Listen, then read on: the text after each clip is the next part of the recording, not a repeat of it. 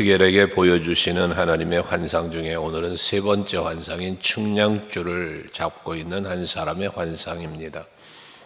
이 측량줄은 무엇인가를 잴 때 쓰는 것 아니겠습니까? 근데 이것은 결국 하나님께서 성전을 건축하는 데 있어 재건하는 데 있어서 이제 백성들에게 친히 오셔서 완벽한 성전이 세워질 수 있도록 측량해 주실 것에 대한 성전의 재건에 대한 말씀을 하고 있는 것입니다. 앞에 1장에서 16절에 내가 그들을 불쌍히 여겨서 예루살렘으로 돌아왔다 하나님께서 말씀을 하시지 않았어요? 거기서 건축을 다시 할 건데 내가 목줄을 치리라 라고 말씀을 하셨는데, 이 역시도 목줄을 치는 것은 뭐 하는 거예요? 다시 성전을 정확하게 쌓아 올리는데 하나님이 친히 그 모든 것을 주관하시겠다는 의미였다고 그랬잖아요. 그곳에 돌아오셔서 이 역시 마찬가지 측량줄을 잡고 그 예루살렘을 측량하겠다라는 말씀이죠. 그래서 2절에 보면 그 측량줄을 잡은 사람에게 묻죠. 어디로 가느냐 하니까 예루살렘을 측량하여 그 너비와 길이를 보고자 하노라 해서 이제 성전을 건축할 때 여호와께서 친히 주관하시고 짓는 성전, 완벽한 성전이죠. 물론 이 완벽한 성전의 본질적 의미는, 영적 의미는 그리스도 예수로 말미암아 세워지는, 그리스도의 몸으로 세워지는, 핏값으로 세워지는 그 성전을 의미하죠. 완전한 성전이 그 성전이니까. 그래서 예루살렘 택한 백성들을 위한 하나님이 영광 받으시기에 합당한 성전을 건축할 것을 말씀한다는 거예요. 그러면서 다른 천사가 또 와서 말하는데 4절에 보니까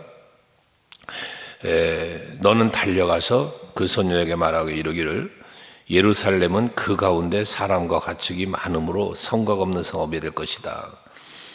예루살렘에 사람도 많고 가축도 많아서 성곽이 없는 성읍이 된다는 건 성곽이 무너진다는 개념이 아니고 예루살렘 성이 번성을 하는 거예요. 그래서 사람도 지금까지 뭐 했습니까? 포로로 잡혀가고 성벽도 무너지고 이렇게 황폐해진 성이라 그랬잖아요. 근데 이제 하나님께서 저들에게 복을 주셔서 은혜를 베푸셔서 성이 번성을 하는 거예요. 그래서 사람도 많아지고 짐승도 많아지다 보니까 성 안에 다 살 수가 없어서 이제 성 밖에까지 그 지경이 넓어지는, 그래서 성곽이 없다는 표현을 한 겁니다. 그만큼 이스라엘의 회복과 번성에 대한 하나님의 약속을 이렇게 주시는 것을 말하는 거죠. 여러분들의 삶에도 하나님께서 그 넓혀주시는 은혜가 있기를 주의 이름으로 축원합니다. 야베스의 기도를 우리가 잘 알잖아요. 야베스의 기도 중에 보면 내 지경을 넓혀주시고 라는 기도가 있는데, 하나님께서 번성하게 하시고 그 지경을 넓혀주실 때 이런 역사가 일어나는 것입니다. 그러면서 5절에 보면 여호와의 말씀에 내가 불로 둘러싼 성곽이 되며 그 가운데에서 영광이 되리라 라고 말씀을 해요. 이 돌담을 쌓은 그러한 성벽은 없어요. 그만큼 하나님 그런 성읍은 알고 확장돼 지경이 넓혀지다 보니 저들을 보호하는 이가 누구냐? 여호와가 보호자가 되시겠다는 거예요. 그래서 불로 둘러싼 성곽이 되겠다. 누가? 여호와가. 불로 둘러싼 성곽이 되니까 외세가 침입을 할 수 없죠. 여호와가 보호막이 되시니까. 그러면서 그 가운데서 하나님이 영광이 되리라 하여 하나님이 그 성의 주인이 되시고 이스라엘 백성들을 지키시는 보호자가 되시겠다는 말씀을 이렇게 표현한 것입니다. 하나님이 나의 보호자가 되시면 그 무엇보다도 가장 안전한 삶을 살 수 있는 거죠. 하나님이 나를 인도하실 때 그 길이 형통하는 거죠. 하나님이 나의 지키시는 자가 될 때 그 여호와는 나를 지키시는 자라는 표현을 우리가 121편 시편에서 말한 것처럼 하나님은 나를 지키시는 자, 그러니까 실족하지 않고 졸지도 않고 주무시지도 않으면서 나를 지키신다는 거 아니에요? 낮에 해가 밤에 달이 나를 상치 못한다는 거 아닙니까? 여러분들에게 바로 이러한 하나님의 보호하심이 있기 원하고 여러분 삶의 현장에 하나님의 영광이 항상 가득하기를 주의 이름으로 축복합니다. 6절과 7절에 보면 이제 오호라 너희 북방 땅에서 도피할지어다. 여호와의 말씀이다.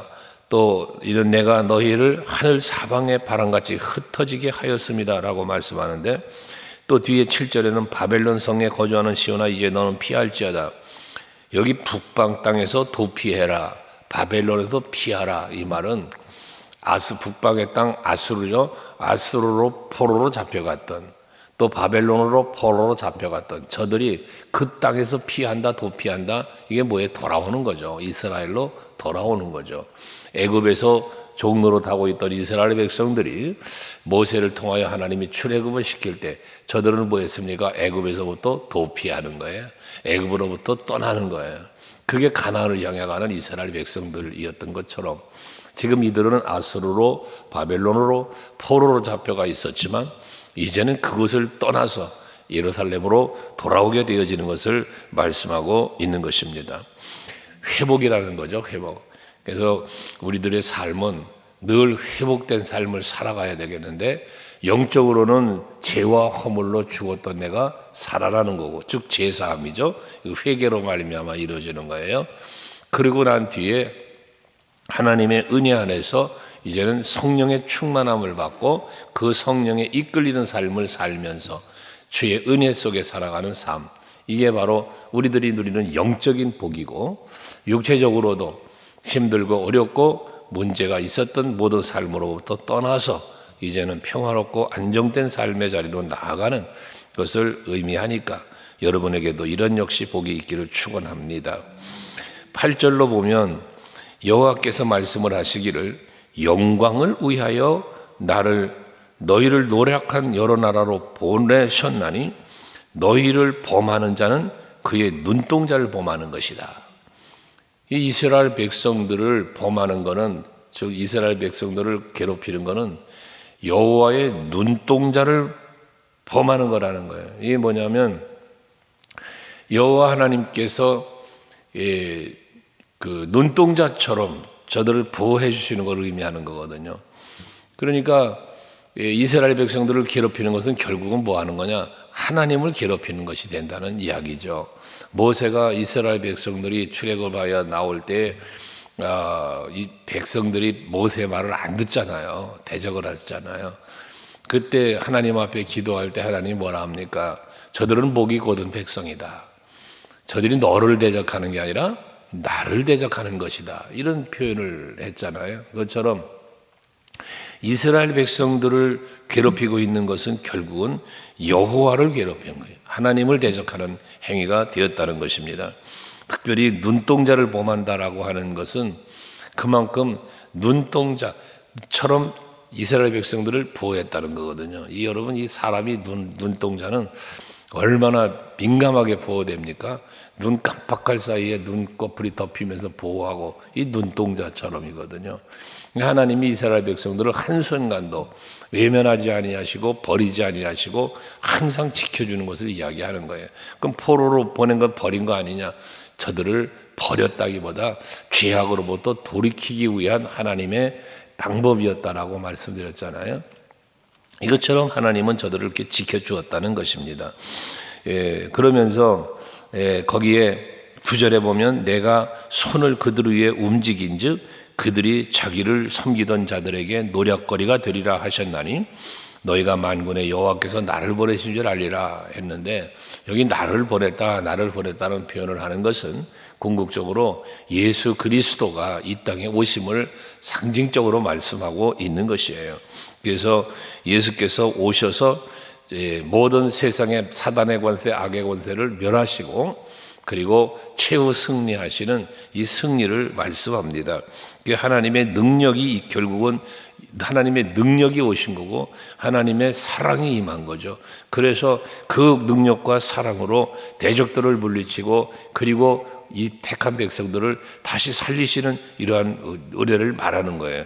구원의 은혜, 제사함의 은혜, 하나님의 자녀가 되는 권세의 회복, 이거 다 함축하여 말씀하는 것이죠. 이렇게 되니까 10절에 시온에 따라 노래하고 기뻐하라는 거예요. 구원의 노래를 부르고 하나님이 그런 긍휼과 사랑을 베푸시니 얼마나 기쁘고 즐겁겠습니까? 포로에서 돌아오니 자유로운 기쁨, 성전을 재건하여 하나님께 영광을 돌리게 하시니 기쁘고, 또 번성하여 그 성읍이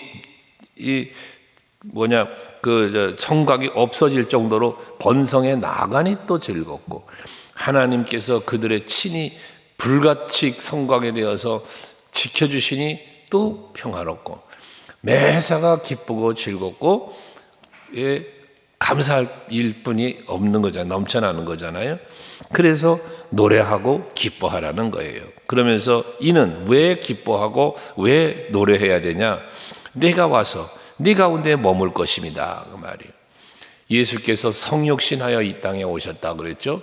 예수께서 성육신, 인간의 몸을 입고 하나님이 오신 거잖아요. 예수님이 이 땅에 오신 것은 하나님이 오신 거예요. 그래서 빌립보서 2장에서 5절 6절에 본체 하나님이신데 하나님과 동등됨을 취하지 아니하시고 종의 형체를 갖춰 인간의 몸을 입고 이 땅에 오셨다는 거예요. 예수님이 본체 하나님이셨다는 거예요.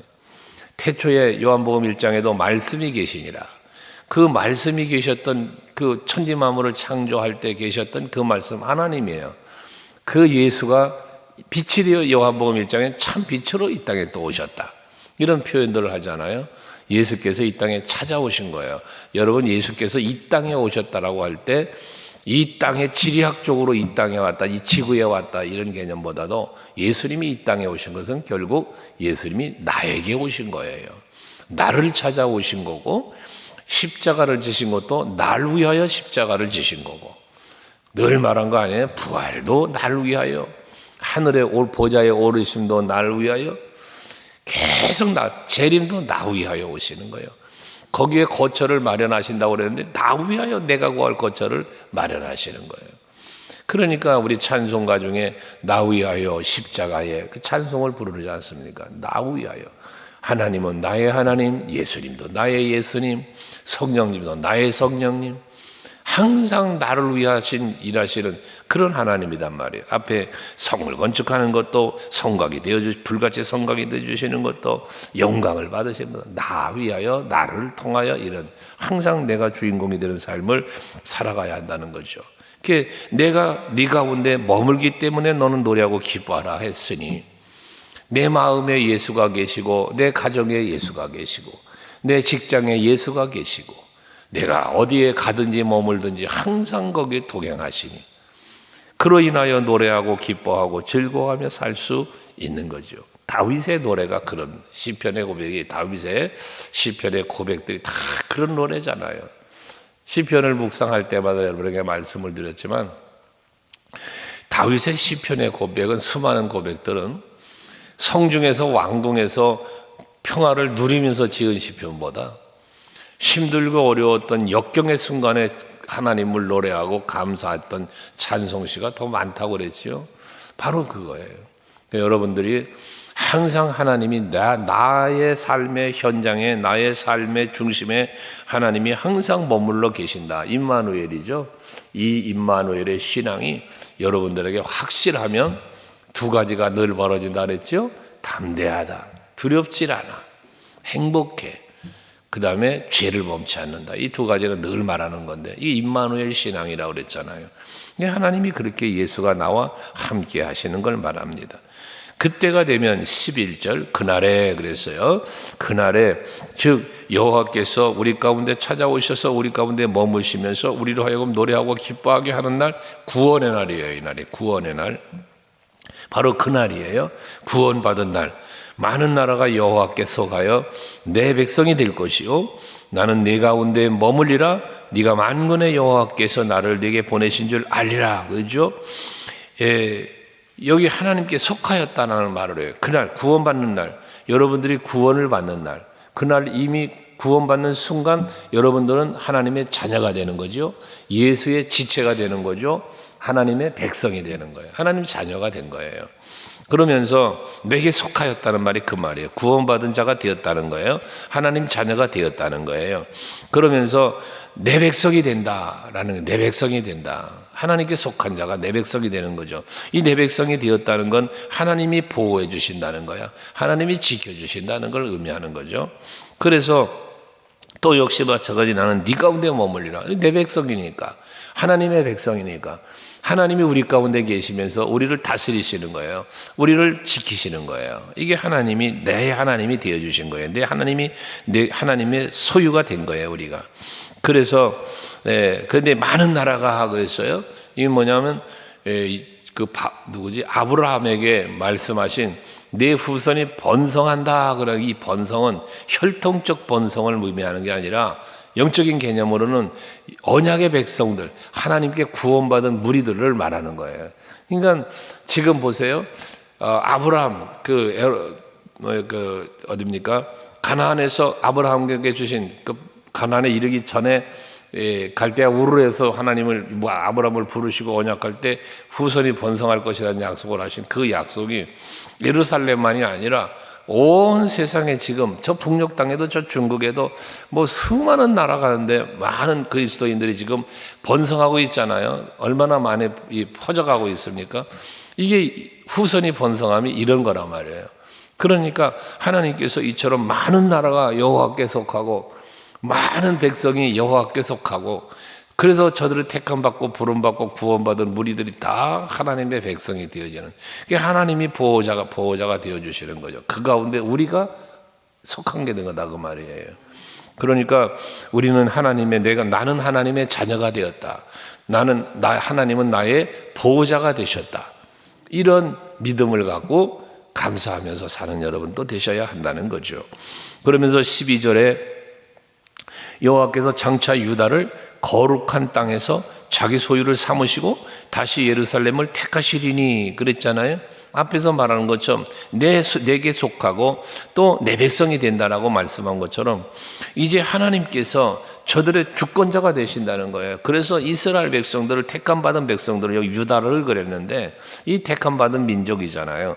그를 거룩한 땅에서 자기 소유를 삼으시고 그래. 이 거룩한 땅은 물론 예루살렘 가나안이죠. 그러나 궁극적으로 거룩한 땅은 어디요? 하나님 나라죠. 하나님, 오늘 우리들에게 거룩한 땅은 하나님 나라예요. 그리고 우리에게 거룩한 땅은 하나님이 나와 함께 하시는 땅이고 거룩한 땅이에요. 성전, 하나님이 계신 곳. 여러분 그렇죠? 모든 게 거룩할 성자가 들어가면 다 하나님이 계신 것, 하나님이 하시는 것, 다 하나님의 것. 이 성도 하나님의 거룩한 물이라는 거잖아요. 하나님께 속한 백성, 이런 의미죠. 그래서 하나님이 주권자가 되시는 거예요. 예수가 주권자가 되시는 거예요. 그래서 오직 예수로, 오직 여호와로 살아갈 수 있는 그 거룩한 삶, 거룩한 땅에서 하나님께서 자기 소유를 삼아서 또 택하셔서 13절 모든 육체가 여호와 앞에서 잠잠할 것은 여호와께서 그의 거룩한 처소에서 일어나십니다 라고 말씀을 해서 이건 친히 하나님께서 다스리시는 걸 말해요. 여러분 하나님은 세상을 창조하신 분이시고 그 창조하신 후에 모든 걸 섭리하며 다스리시는 분이죠. 그 세상 만물을 창조하신 하나님께서 세상을 다스리시는 것처럼 사람도 다스리는 거죠. 환경도 다스리시죠. 이게 하나님의 주권이에요. 이걸 우리는 믿어야 된다는 거죠. 그래서 모세가 태어날 때 얘기하잖아요. 태어나자마자 죽어야 할 모세예요. 시대적 상황이. 그런데 하나님께서 그를 쓰시려고 계획했기 때문에 태어나자마자 죽어야 할 모세가 산파들의 마음을 움직여 안 죽이시고 살리시고 또 나일강물에 띄워 죽어야 할 모세인데 바로의 공주를 그때 마침 목욕하러 보내고 발견되게 하고 마음 움직여 살리시고, 이게 하나님이 하시는 일이란 말이에요. 이게 시간을, 환경을, 사람을, 마음을 움직이면서 환경을 섭리하시면서 하시는 일이란 말이죠. 요셉이 애굽으로 팔려가잖아, 노예로. 근데 하나님이 팔려가기 전에 형제들이 미움을 받아가지고 형제들에게 죽임을 당할 요셉이었잖아요. 죽일 수 있어요. 그런데 그걸 안 죽이고 살리시고 마침 상인이 지나가게 하시고 유다의 마음, 루벤의 마음을 움직여서 그 죽일 요셉을 팔아버리는 거잖아요. 살리신 거죠, 이게. 그 노예로 팔려갔는데 하나님이 섭리하시는 거 아니에요. 꿈을 꾸게 하고 해석하게 하고 이런 하나님이 일하시면서 그를 총리로 만들어 놓으시는, 이게 하나님이 하시는 일이란 말이에요. 섭리, 다스림, 주권의 하나님. 그렇다면 여러분 성경에서 모세를 요셉을 다윗을 그러신 것처럼 여러분들을 하나님이 주인공 삼아서 쓰시고자 하면 마찬가지 역사는 일어난다는 거 아니겠습니까? 이게 우리의 믿음이어야 된다는 거예요. 그러니 물론 욥의 친구들이 욥에게 하는 말이지만 네 처음은 미약하였으나 나중은 창대하리라. 그렇죠. 우리들 한 사람을 놓고 보면 나라는 한 사람을 놓고 보면 부족하고 약하고 아무것도 아니죠. 지렁이 같은 너 야곱아, 벌러지 같은 너, 이런 우리들이죠. 티끌만도 못하다 이런 표현을 우리가 하잖아요. 전 우주 만물을 창조하신 하나님 앞에 나는 아주 미세한 존재예요. 하지만 저 들에서 양이나 치고 있던 목동을 하나님이 부르시더니 왕삼아 놓으시는, 이게 하나님이 하시는 일이란 말이에요. 주권, 하나님의 주권.